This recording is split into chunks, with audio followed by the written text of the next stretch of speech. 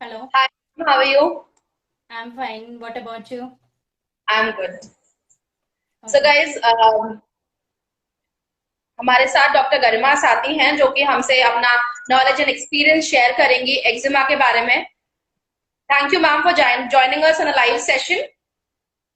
I would like to give a brief introduction of ma'am. She is a Nobel Award winner from Kolkata. She is also having a YouTube channel.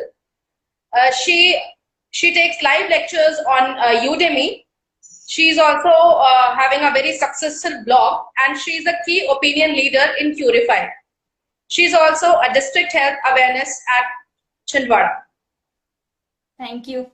Thank you spiral को कि उन्होंने invite किया इस session के लिए. We are glad to have you on a platform. Thank you. So, ma'am, let's start the session. या sure.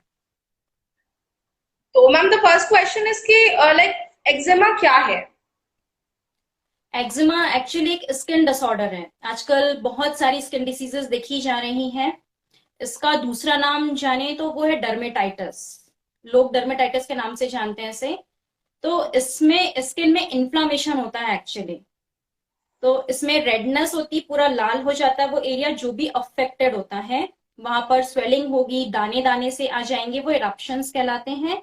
और बहुत खुजली होती है. मतलब पेशेंट्स काफी परेशान हैं. इसका प्रॉपर ट्रीटमेंट नहीं होता है तो पूरी बॉडी में भी इवन फैल जाता है. तो ये ऐसा स्किन डिसीज है. Like, मैं अपने ऑडियंस को भी बोलना चाहूंगी कि अगर एक्जिमा से रिलेटेड आप लोगों के कुछ भी क्वेश्चंस हैं, कोई क्वेरीज माइंड में आ रही हैं, तो वो आप हमें कमेंट सेक्शन में डालिए और ma'am would love to answer those questions.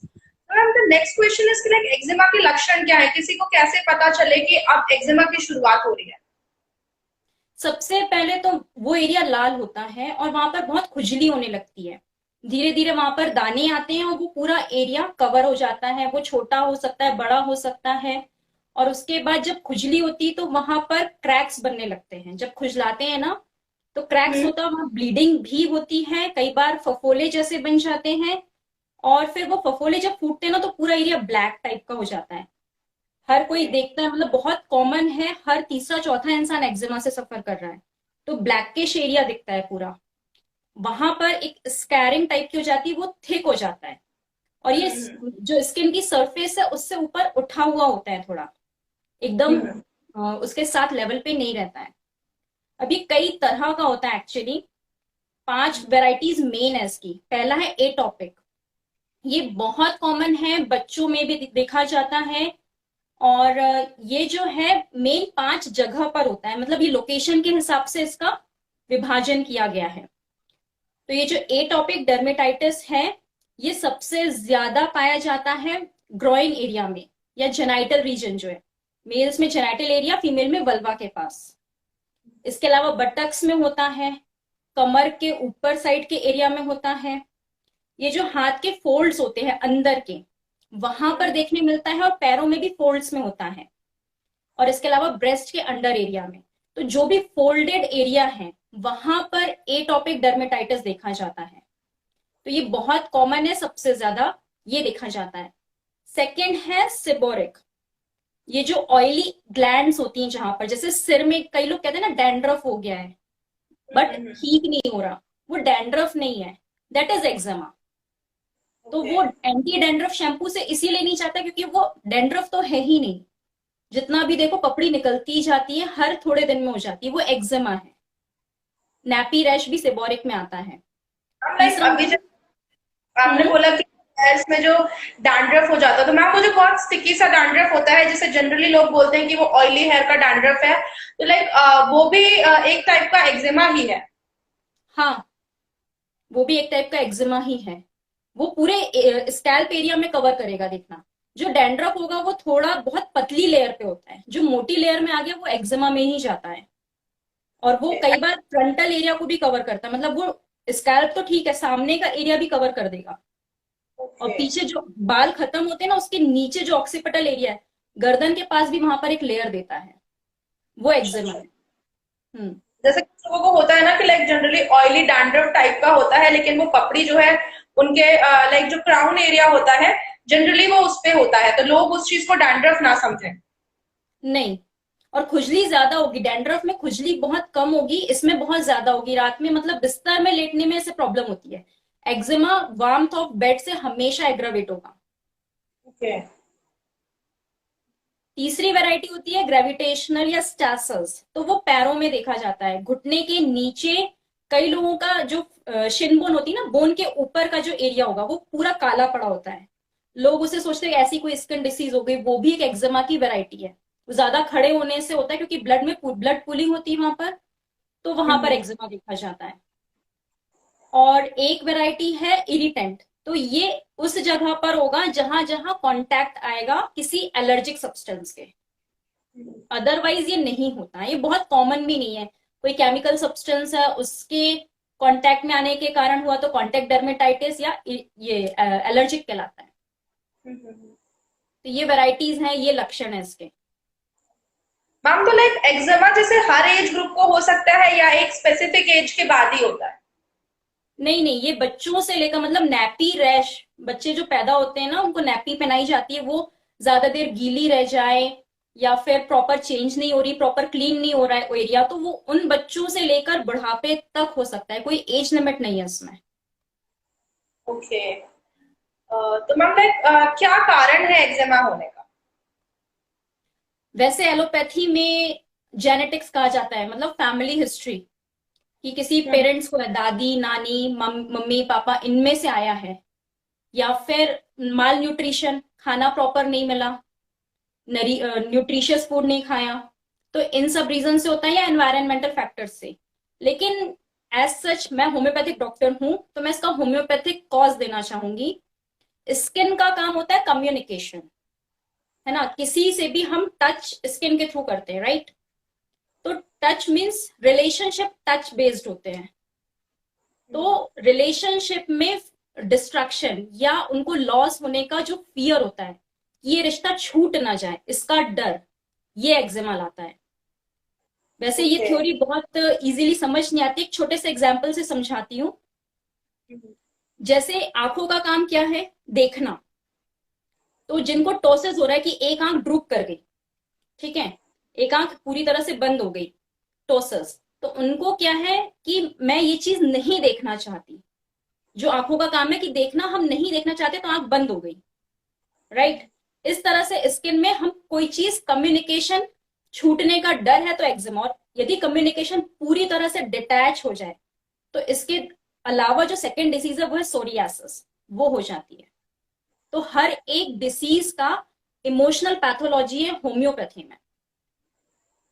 Homeopathy mind से रिलेटेड है, सभी जानते हैं कि बहुत लंबी हिस्ट्री ली जाती है इसमें, सारा बचपन से लेकर अभी तक का कवर किया जाता है।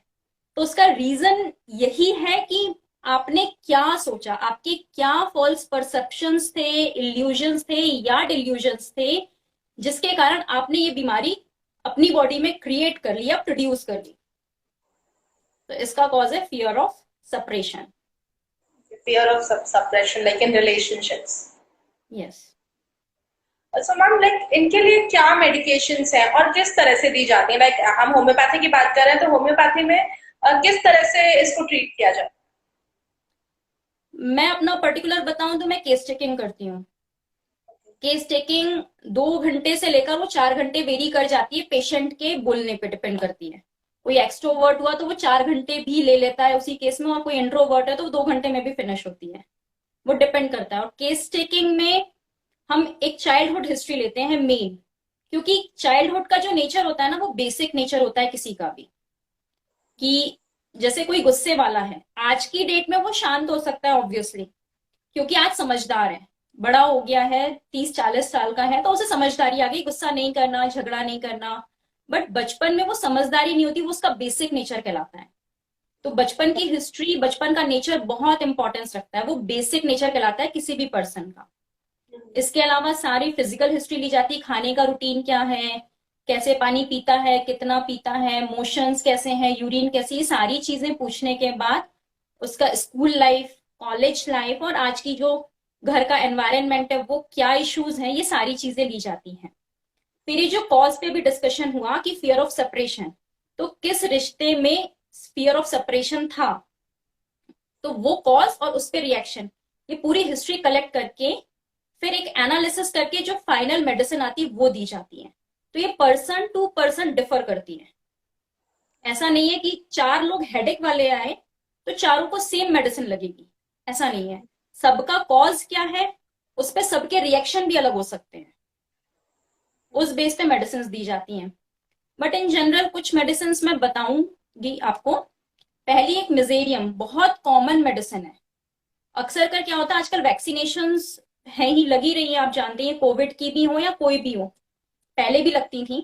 तो इन वैक्सीनेशन के बाद जो एक्जिमा होता है उसके लिए बहुत अच्छी मेडिसिन है मिजेरियम। तो उसके बाद एक्जिमा हो जाए, अब इसमें जो इचिंग होती है वो बहुत ज्यादा होती है, मतलब पेशेंट परेशान हो जाता है, बंदर जैसे खुजलाते हैं ना, उस तरह की खुजली इसमें होती है, मतलब बोला जाता है लिटरली कि बंदरों जैसा खुजला रहे हो। ओके। तो ऐसा है, और इसके पेशेंट्स बात कम करना पसंद करते हैं। कोई भी मेडिसिन ना जब तक मेंटल बेस प्रिस्क्राइब नहीं कर जाएगी ना, वो परमानेंट क्योर नहीं करती है। सेकेंड मेडिसिन एक सल्फर है, उसके भी बहुत अच्छे रिजल्ट्स हैं। सल्फर कहलाती है मतलब किंग ऑफ एंटीसोरिक, बहुत अच्छी दवा है हर टाइप की स्किन डिसीज के लिए।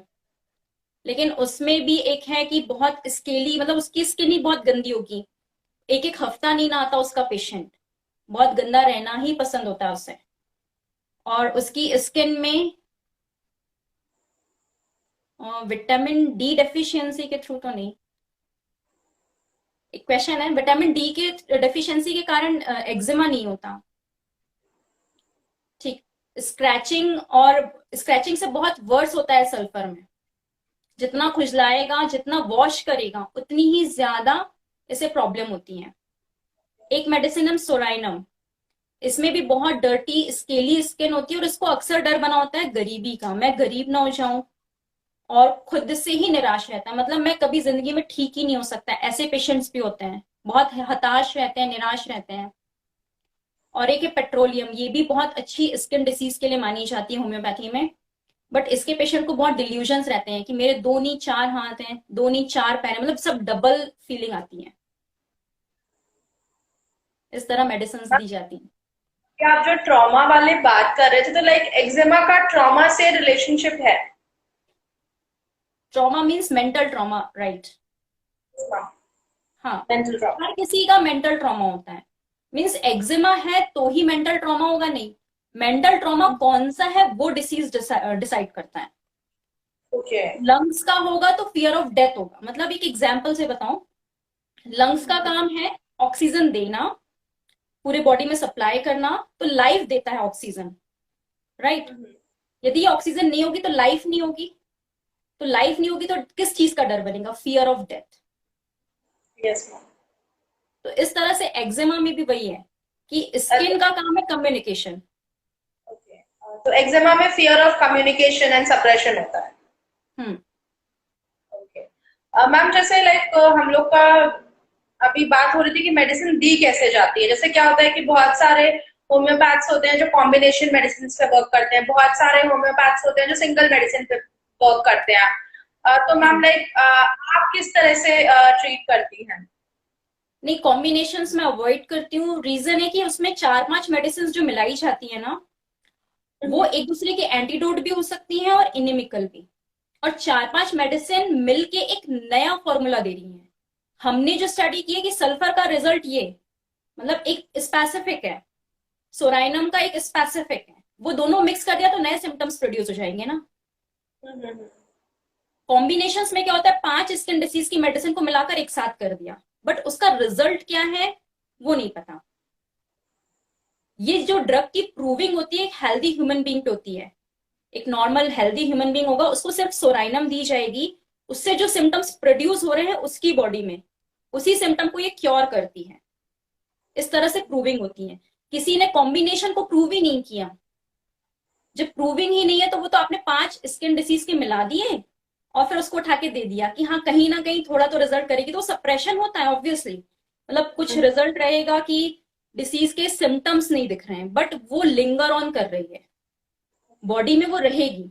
स्किन डिसीज सप्रेस होकर अक्सर कर रेस्पिरेटरी सिंड्रोम्स बनाती है, चाहे वो निमोनिया हो टीबी हो, मतलब लंग्स पे जाकर सप्रेशन देती है। स्किन डिसीज को यदि सप्रेस कर दिया तो कन्वर्जन भी आ रहे हैं आजकल। एक पेशेंट है, अभी उसको स्किन डिसीज हुई थी, इरप्शंस हुए, तो उसने कुछ टॉपिकल ऑइंटमेंट्स वगैरह लगाया, उसको शिजर्स आने लगे। वापस जब मेडिसिन दी तो शिजर्स रिवर्स हुआ, तो वापस उसको स्किन डिसीज आई, तब वो क्योर के लेवल पर आया। तो ऐसे है कॉम्बिनेशन, मीन्स वो उसका रिजल्ट एज सच तो नहीं है। सप्रेशन रिजल्ट नहीं होता, रिजल्ट क्या होता है, क्योर, कि ठीक होना चाहिए और वो रिपीट ना आए।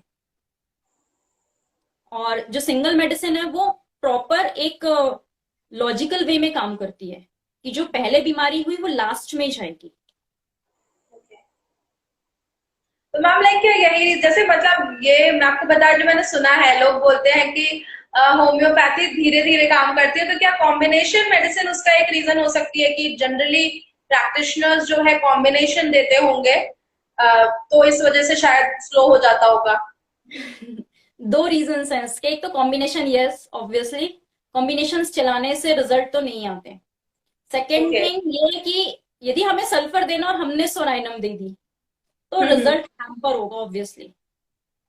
एक होम्योपैथ के लिए एक मेडिसिन सिलेक्शन बहुत बड़ा टास्क हो जाता है। उसका यस। रीजन है कि वो प्रॉपर केस टेकिंग यदि नहीं हुई है ना, और उसका मेंटल यदि प्रॉपर नहीं हुआ है, तो वो हम उस तक उसको मैच नहीं कर पाते। मतलब यदि सिम्टम इतने हैं और हमने आधा मैच किया तो भी मेडिसिन वर्क नहीं करेगी, आसपास की मेडिसिन निकलती है फिर। एग्जैक्ट अच्छा। मेडिसिन निकलने के लिए एग्जैक्ट पेशेंट हिस्ट्री चाहिए। कई बार पेशेंट भी हिस्ट्री छुपा लेते हैं, पेशेंट हिस्ट्री देंगे आधी अपने आप में ही रख लेंगे, ऐसा भी करते हैं। मैम कमेंट्स में हमारे पास एक क्वेश्चन आया है। I hmm. Frequently infection in my foot fingers. It gives a lot of itching and also peels off my foot skin. The only effective cream on it is Onabec. I'm allopathy. Is there any homeopathic medicine for this? Again case taking के through होगा। इसमें actually जो ointments भी है ना, हम बाहर external application के लिए कुछ भी नहीं देते। Okay. एक्सटर्नली हमने सल्फर दिया और वही इंटरनल सल्फर दिया, तो दोनों में डिफरेंस आता है। एक्सटर्नल सल्फर सप्रेस कर देगा, राइट, और इंटरनल सल्फर उसे क्योर करेगा। क्योंकि ये इंटरनल सल्फर हम मतलब जो मेडिसिन खाते हो पेट में जाके फिर एक्शन करेगी, ऐसा इसका फिनोमेना नहीं है। ये डायरेक्ट जीन्स पे इफेक्ट करती है। टंग डोज दिया जाता है, डायरेक्ट जीन्स पे इफेक्ट करती है और माइंड से थॉट प्रोसेस क्लियर करती है कि ये जो फियर ऑफ सेपरेशन था वैसा कुछ नहीं, या आपका फॉल्स परसेप्शन था, आप इसे अपने दिमाग से हटाइए। एंड वो चीजें धीरे धीरे धीरे धीरे जाने लगती हैं, और फिर वो जो जाएंगी वो परमानेंटली जाएंगी। क्योंकि हमें टेम्पररी रिजल्ट चाहिए तो पेटेंट्स कॉम्बिनेशन सब यूज कर सकते हैं ऑइंटमेंट्स पे।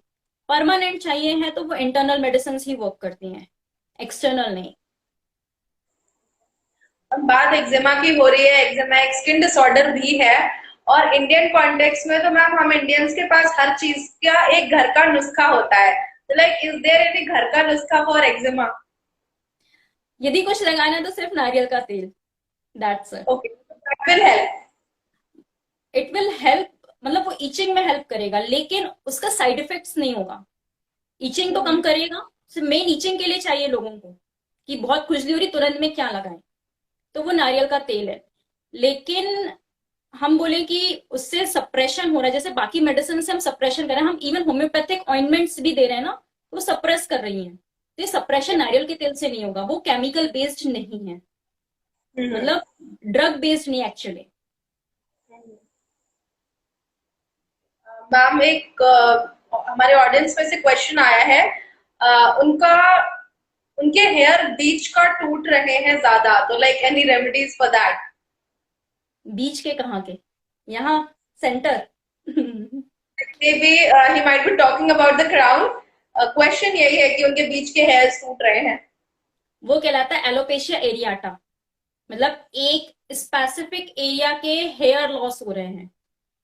तो it is because of identity crisis, मतलब मेरी कोई पहचान नहीं है, मेरी कोई वैल्यू नहीं है, ये उसका कॉज है। तो यदि इस बेस पे काम होगा तो मेडिसिन प्रॉपर मिलेगी। वहां पर कुछ लगा लें कुछ खा लें ऐसे नहीं होगा, प्रॉपर केस से ही ट्रीटमेंट हो पाएगा।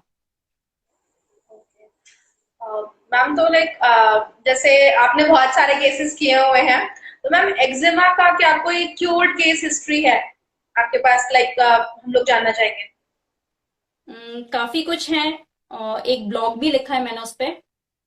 अभी मैं दूसरा केस एक बताती हूँ। एक 12 साल की लड़की है, उसे मतलब बाय बर्थ एक्जिमा था। तो जिन केसेस में बाय बर्थ होता है उसमें बच्चे की हिस्ट्री नहीं ली जाती, उसमें मदर की प्रेगनेंसी हिस्ट्री ली जाती है। तो जब मदर की प्रेगनेंसी हिस्ट्री निकाली तो उनको 5th मंथ से 9th मंथ की ली जाती है स्किन डिसीजेस में, मदर की। तो उनका था कि उनके हस्बैंड उनकी केयर नहीं करते हैं, बहुत निग्लेक्टेड फील होता है। हस्बैंड सिर्फ मदर इन लॉ की तरफ झुके हुए हैं, मतलब बीवी का कोई ख्याल नहीं, इस टाइप से। ये कॉमन फीलिंग होती है मेनली फीमेल्स में, बट उनमें बहुत सिवियर लेवल पर थी। सेकंड, उनको था कि उनके बाजू वाले घर में एक एबनॉर्मल बेबी पैदा हुआ था। तो उसे देख के इनके मन में डर बैठ गया कि मेरा बेबी भी ऐसा ना हो जाए। तो वो बहुत सिवियर लेवल पर स्ट्रेस था, मतलब वो जा जाके डॉक्टर से मिलती थी कि मेरा बेबी नॉर्मल तो है, वैसा तो नहीं होगा, वैसा तो नहीं होगा। तो ये कहलाता फियर ऑफ मिसफॉर्च्यून, कि मेरे साथ कुछ बुरा ना हो जाए, इस चीज का डर। और सेकंड था डिल्यूजन, शी इज निग्लेक्टेड मी, मतलब मुझे निग्लेक्ट कर रहे हैं मेरे हस्बैंड। इस बेस पे पल्सटेला एक मेडिसिन है। ऑब्वियसली पल्सटेला स्किन डिसीज है, मैंने अभी एक्सप्लेन भी नहीं किया आपको। लेकिन जब वो केस टेकिंग के थ्रू गए तो पल्सटेला निकली। अदरवाइज हम यदि स्किन डिसीजेस की मेडिसिन देखते हैं ना, तो सल्फर, सोराइनम, मेजेरियम इन पे रह जाते हैं और वो क्योर नहीं होती, क्योंकि मेंटल नीड मिला था। पल्सटेला दी और उसका 2 महीने में पूरा एक्जिमा ठीक हो गया। एक्चुअली कोविड के टाइम पे मुझे भी पल्सैटिला दिया गया था, क्योंकि बहुत उस टाइम पे तो एनवायरनमेंट वैसे भी बहुत बहुत डर लगता था लोगों को, तो उस टाइम पे दिया गया था मुझे भी। तो लाइक मैम पल्सैटिला के किसी भी चीज के फियर में दिया जा सकता है? फियर के लिए बहुत सारी मेडिसिन हैं। एकोनाइट है, इंस्टेंट फियर, सडन फियर रहे तो। हम्म। सेकेंड स्ट्रेमोनियम है, जब वो फियर पैनिक लेवल पर ले जाए, ओके। मतलब आप इतने ज्यादा डर जाओ कि जरा सी आहट भी आपको परेशान कर दे। एक काली काली ग्रुप है पूरा फियर के लिए, कि किसी ने जरा सी आवाज दी, आप जाग भी रहे हैं और आप डर जाओ, स्टार्टल हो जाओ। पल्सिटेला जो है वो फियर बस के लिए नहीं है, फियरफुल तो रहेगा, फियर ऑफ डेथ रहता है पल्सिटेला में मेनली, मरने का डर। लेकिन उसके साथ नेचर क्या होता है, रोते रहना। डॉक्टर के पास पेशेंट आते हैं ना, बस रोते रहेंगे, मैम बस आप ठीक कर दो, आप ही ठीक कर सकते हो, दवाई दो नहीं दो, बस आप बात कर लिया करो। ऐसी स्थिति होती है, मतलब कॉन्सोलेशन चाहिए, सांत्वना देते रहो आप। ओके। तो ये पल्सटेला है। लाइक अब हम जब सेशन कंक्लूड कर रहे हैं, तो मैम लाइक आप एक्जिमा के लिए हमारे ऑडियंस को क्या 4-5 टिप्स देना चाहेंगे, जिससे वो प्रिवेंट कर सके एक्जिमा को? प्रिवेंटिव एज सच ये है कि एक तो डाइट प्रॉपर रहनी चाहिए, रूटीन प्रॉपर रहना चाहिए। आजकल बहुत सेडेंटरी हैबिट्स हो रही हैं, जो बटक एक्जिमा है ना, उसका हम्म। रीजन है सेडेंटरी हैबिट्स। फिर हाइजीन मेंटेन नहीं कर रहे हैं। आजकल के लोग आलसी भी बहुत है, रोज नहाते ही नहीं है। बहुत सारे कॉलेज स्टूडेंट्स आते हैं, वो 3-3 4-4 दिन में नहाते हैं। हम्म। सॉरी आपकी आवाज नहीं आई, आप क्या कह रहे थे? गर्मियों में तो लोग जनरली रोज नहाते होंगे, हाँ विंटर्स का एक अलग चीज है। मैम इससे एक कॉलेज क्वेश्चन। स्टूडेंट्स को पूछिए, कॉलेज स्टूडेंट्स जो आते हैं ना, मैं तो हिस्ट्री में पहला क्वेश्चन होता है कितने दिन में नहाते हो। Okay ma'am, I would like to know, जैसे अभी आपने हाइजीन की बात करी है, तो मैम जो एक्जिमा के केसेस आपके पास आते हैं वो ज्यादा विंटर्स में आते हैं या समर्स में आते हैं? ये दोनों ही सीजन में आते हैं। समर में जो एक्जिमा होता है वो अंडर ब्रेस्ट या ग्रोइन रीजन का बढ़ जाता है बिकॉज ऑफ पर्सपिरेशन, पसीना बहुत आता है यस मैम। और पसीने से बढ़ जाता है लोगों को, क्योंकि खुजलाते हैं और इचिंग और स्क्रैचिंग की वजह से वो एरिया ब्लीड करने लगता है। ओके। बहुत बुरा फटा हुआ बिल्कुल ब्लड ऐसा हो जाता है। और विंटर में ऑब्वियसली स्किन डिसीजेस बढ़ती हैं। लेकिन जो बाकी एरिया के होंगे, वो हैंड्स के, आर्म्स के, पैरों के, ये विंटर में आते हैं। क्रैक्ड हील्स होती हैं साथ में। तो ये पेट्रोलियम वाली जो केसेस है ना, वो लगभग विंटर में आते हैं। ओके। तो मैम हम टिप्स पे थे, आपने 3 टिप्स दिए थे कि लाइक हाइजीन मेंटेन करें। मैम उसमें आपका फर्स्ट टिप वाज के डाइट। मैम डाइट में फिर क्या लेना चाहिए? न्यूट्रिशियस रहनी चाहिए, जंक फूड कम। ओके। तो ma'am like is there any particular nutrient जो कि डाइट में ज्यादा होना चाहिए? नहीं, ऐसा कुछ नहीं, बैलेंस डाइट रहनी चाहिए हमेशा। कोई भी विटामिन एक्सेस में भी नुकसान करता है, कैल्शियम सप्लीमेंट्स भी क्यों ना हो वो भी एक्सेस में नुकसान करते हैं, मतलब कोई भी चीज हो।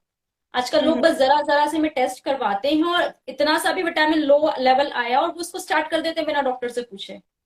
तो ये चीजें नहीं होनी चाहिए। थोड़ा बहुत अप डाउन होता है, वो नॉर्मल है। एंड इसमें एक टिप ये है कि जरा सा भी इरप्शन आए ना तभी डॉक्टर से कंसल्ट करना चाहिए। इन लोग जब पूरी बॉडी कवर अप हो जाती है ना तब डॉक्टर के पास आते हैं। तो उस टाइम पे ट्रीटमेंट दे पाना बहुत मुश्किल होता है। फिर पेशेंस नहीं रहता कि मैम ठीक ही नहीं हो रहा, 1.5 महीना हो गया, ऐसा हो जाता है। या वो है ना कि बहुत ज्यादा हो जाता है तो उसके बाद टाइम तो लगता है यार। Obviously. So InstaFam, this was our session on eczema. Thank you so much, Dr. Garima, for joining us. Thank you.